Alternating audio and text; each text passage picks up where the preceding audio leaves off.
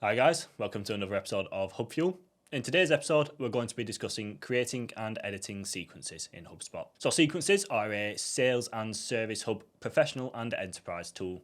And with sequences, what we can do is we can create a series of targeted, timed email templates to nurture contacts over a period of time. We can also automatically create tasks that remind you to follow up with your contacts. When contacts reply to your email or book a meeting through your meeting link, they will automatically be unenrolled from the sequence. So if we jump into HubSpot, under automation and sequences, from here in the top right hand corner, we can create a new sequence. So we can either create a sequence using a pre-made template, such as this recent conversion sequence template, or we can start from scratch. If we click create sequence and start from scratch, from here, we can use this little add button to add a new task. If we select the automated email task, we can actually take advantage of our sales email templates and bring those into the sequence. For example, if I take this initial information request follow-up email, as you can see, that's automatically brought in that email for me.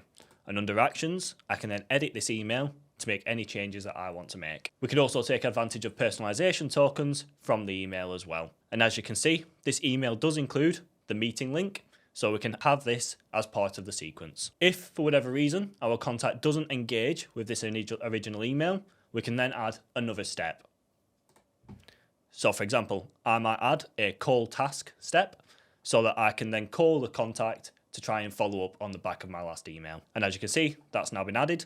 And I can also change the delay between the original email being sent out and when the task will be created. I can continue to add steps to this sequence until I'm happy. And once I'm happy, I can give the sequence a name and I can click save.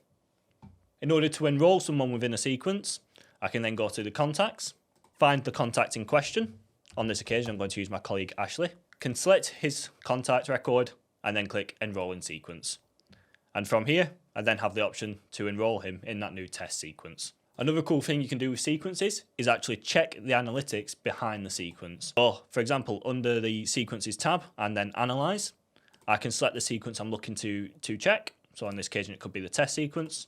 And from here, I'll see how many contacts have been enrolled, what the open rate of the emails are, the reply rate, the meeting link rate, and how many emails have not been responded to or bounced. And that is sequences within HubSpot. Thanks for watching, guys. I'll speak to you next time.